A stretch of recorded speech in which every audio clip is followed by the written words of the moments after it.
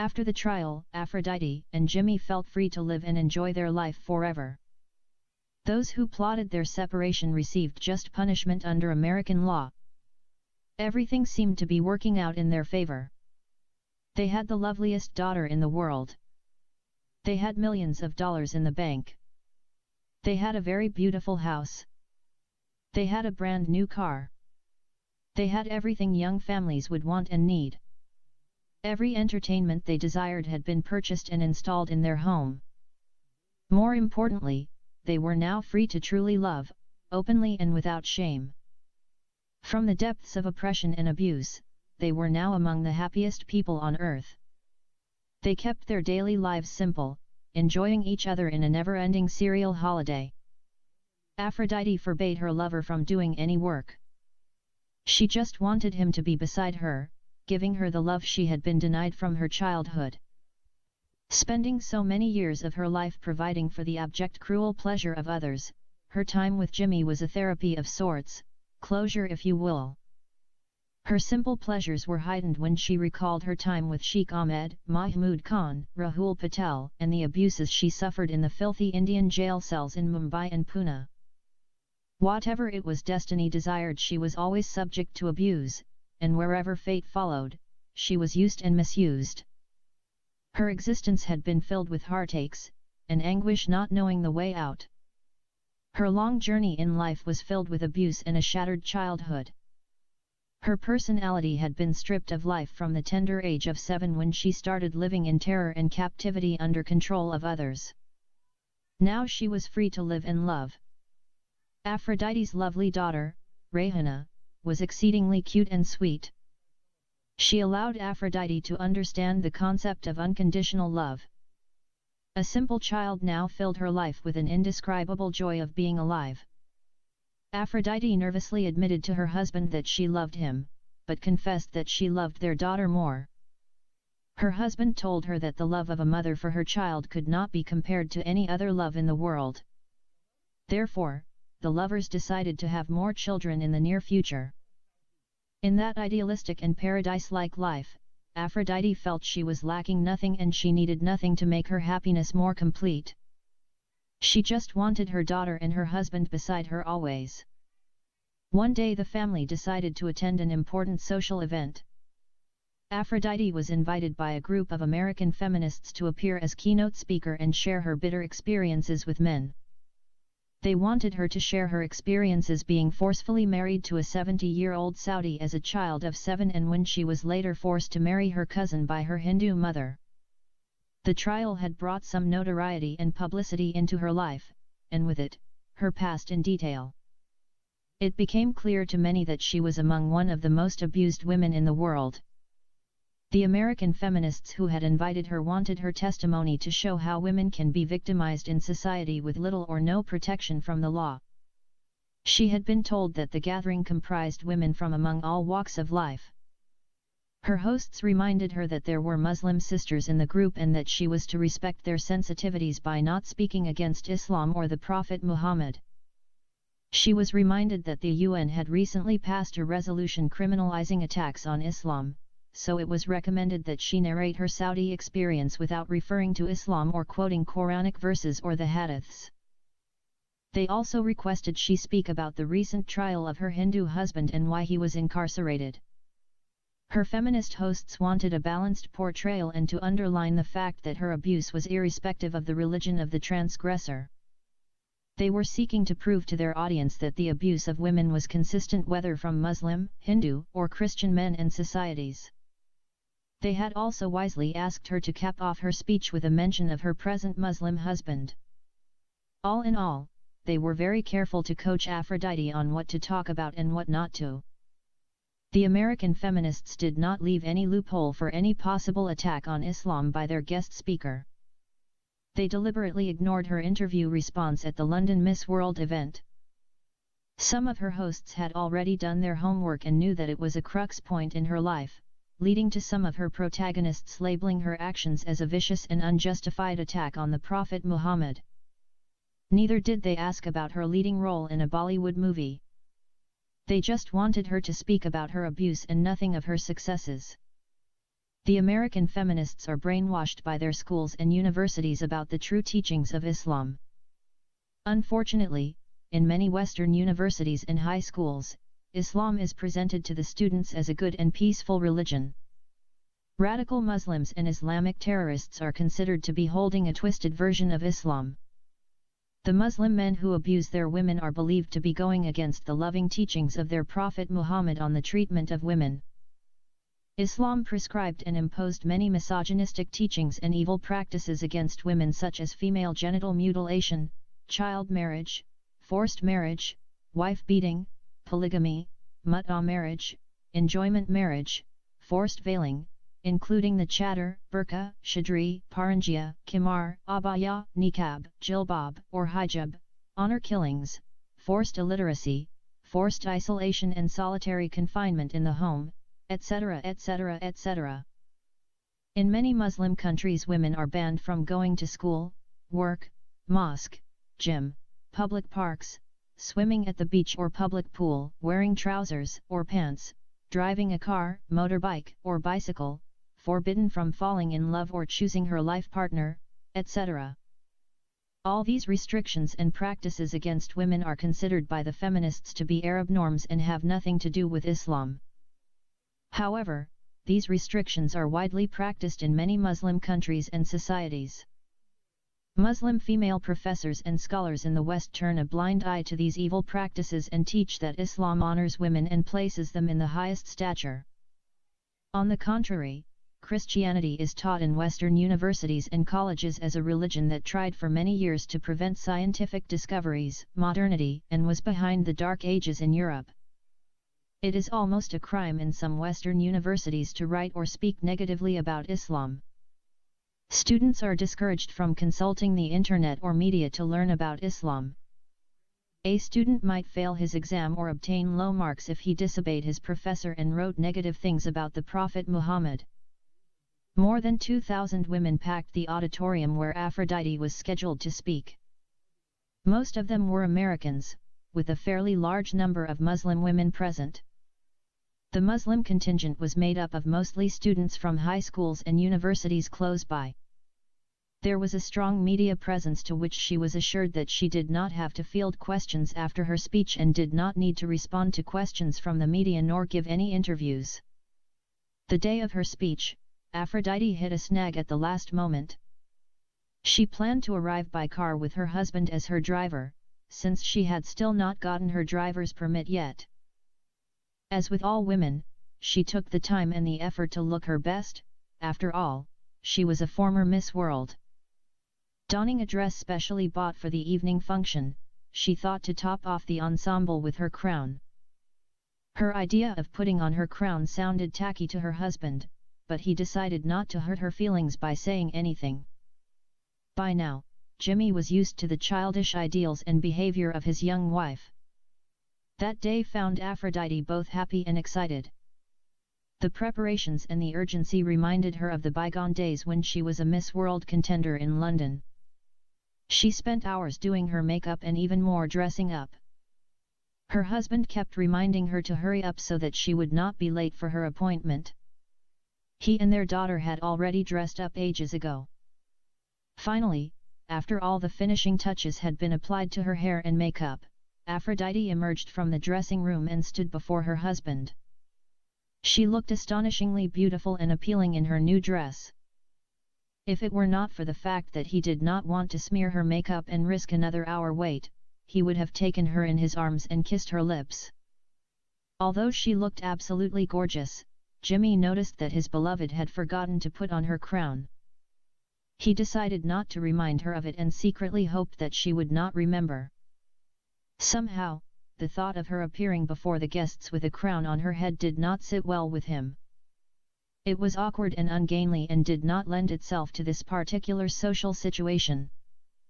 Musing to himself that maybe a tiara would do, he ushered his wife towards the garage carrying the infant child into the waiting car. At the standing room only auditorium, over 2,000 people were waiting for the arrival of the guest speaker. For many, it was going to be an historical day. Many had taken the trouble to arrive a couple of hours earlier just to be guaranteed a good seat. Speakers of prominence often arrive a little later than scheduled, and many people were shifting anxiously in their seats, wondering when the speaker was going to arrive. After an hour of patiently waiting, the hosts began to look distinctly uncomfortable and called her residence repeatedly, only to be greeted by the answering machine. "Jimmy and Aphrodite Khan are not at home, please leave a brief message and we will get back to you as soon as possible." They left several messages without any result. With no forwarding cell phone number to contact her, and 2 hours of frayed tempers, the meeting was called off. The feminists apologized to the audience for the inconvenience that had been caused by the absence of their guest speaker. However, inside their hearts they were boiling over in anger for this irresponsible woman who did not show or call to explain the reason for her absence, as etiquette would demand. Even her husband did not call or show up. The organizing committee decided to find out why their guest speaker did not show. They determined that if she had no legitimate reason for her absence, they would sue her for the costs involved in organizing the event and for the damage she had done to the name of their feminist group. Some of the more outspoken members had gone on record to say that the only acceptable excuse would be incapacitation or death. The feminists did not get an answer to their indignation until they returned to their respective homes. The news broadcast of a deadly terrorist attack on a Muslim family answered their questions and soothed their anger. Every TV channel featured the attack of a Muslim family. According to the news, a group of terrorists managed to enter the Khan family residence at some point in time and planted bombs in their car. The family of three, Jamal Khan, his wife, Aphrodite Khan, and their baby daughter, Rehana Khan, were scheduled to make a public appearance. After backing out of their garage to start their journey to the intended venue, the bombs were detonated remotely. According to eyewitness reports, the powerful explosion lifted the car to a height of a 3-story building, exploding it into pieces. Fragments of the family members were scattered over a wide area of the neighborhood. None of the family members survived the cowardly terrorist attack. According to the news, the FBI did not disclose the motive behind the attack nor name any suspects, citing the matter was currently under investigation. The police, however, had hinted that the terrorists were Muslims carrying out a vendetta against Mrs. Aphrodite Khan because of a statement she had made when she was crowned Miss World in London. In her statement, Mrs. Khan likened the Prophet Muhammad to her foot or shoe in response to an interview question asked during the final stage of the beauty pageant contest. Muslim terrorists had tried to assassinate the new Miss World when she returned to her country of India, but she had managed to thwart their attempts at the Mumbai International Airport. Fearing for her life, Mrs. Khan emigrated to the United States, living her life in seclusion. During her time of exile, Mrs. Khan hid herself in an Islamic burqa and never showed her face in public. Her identity as Miss World was largely suppressed and she even portrayed herself as a Hindu, taking the name of Aphrodite Patel. She officially converted to Hinduism at the time of her first marriage in New Delhi, but in America, Aphrodite ultimately divorced her Hindu husband and started a relationship with her mother's ex-husband who was a Muslim. After eloping with him, Aphrodite re-embraced Islam and married him. Her former Hindu husband disputed Aphrodite's new marriage to her mother's husband, and accused the two of practicing incest. Nonetheless, the courts dismissed her case because technically, her Muslim mother had already divorced her husband, thereby removing any familial ties. Eventually, further investigation revealed that Aphrodite had indeed cohabited with her mother's husband in the past and had a love child with him before the divorce took place. According to the news, the Muslim terrorists had wanted to kill off Aphrodite Khan since day one, but they simply could not locate her.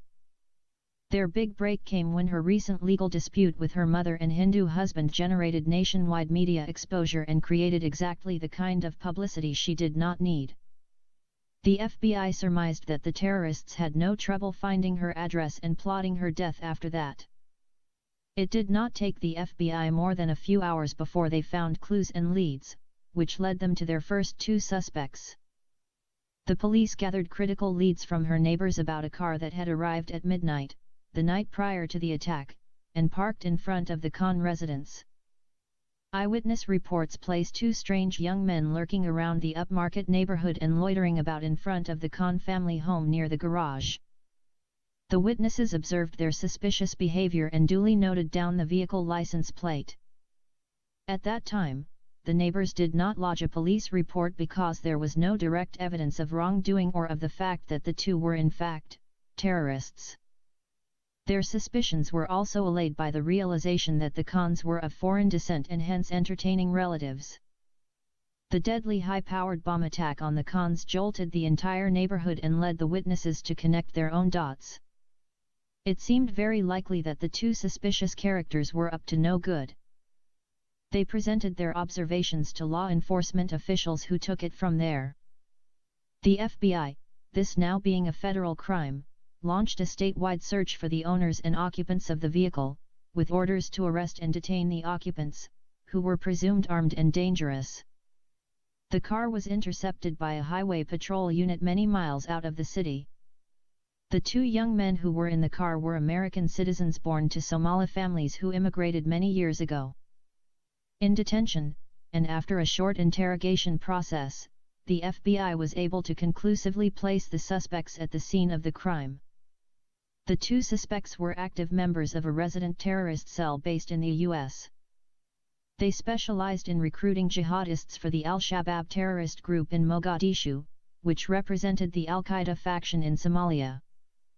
Most of their members were young Somali men who were born and brought up in foreign countries who eventually returned home to join the Islamic Mujahideen in Mogadishu. The leaders of Al-Shabaab always took advantage of the young returnees. Their exposure to foreign languages, different countries, and various cultures, made them highly prized as terrorists. They would be given the highest priority in military combat, explosives and ordnance training, and operational and logistical instruction. On completion of their training, they would be deployed in their resident country of birth or naturalization and await instructions for mobilization. The group had never carried out any prior terrorist attacks in the States. Their focus was identifying, recruiting, radicalizing, and encouraging young Somalis to join the global jihad movement. The global jihad movement, which had its roots in the Osama bin Laden organization, and now a global threat, would help the young men return to Somalia after convincing them to join the Al-Shabaab group. They would return as fully fledged sleeper cells, which were far more effective than the typical local Somali inductee. Relentless FBI groundwork revealed how the Khan family was eliminated. The two suspects easily activated the remote-controlled garage and approximately at midnight, while the Khans were asleep, planted two explosive devices underneath the family's car, covered their tracks and left the residence. They returned to their vehicle where they spent the night sleeping, a city block from their target. They slept and rested in shifts until 12:30 p.m. In the afternoon, when they noted the Khans emerging out of their garage. The moment the car backed out into the street, they detonated the dual explosive charges placed underneath the vehicle. By the time the ambulances, fire department, and the fleet of police cars arrived, the suspects were long gone. The Khans were not the only casualties in the attack. The sheer scale of the explosion took the lives of bystanders and neighbors who happened to be out enjoying the day or going about their business. Police noted injuries, fatalities, car accidents, heart attacks, and a few fainting spells among local residents. All were rushed to local hospitals. The bodies of the Khans were among the last evacuated. While the media carried many versions of how the events could have unfolded, they collectively zoomed in on the cause of the terrorist attack and attributed it to a single perceived provocative statement uttered by the former Miss World India. One news desk went as far as to say that uttering such a religiously charged opinion in an internationally aired event like the Miss World beauty pageant was akin to digging one's own grave.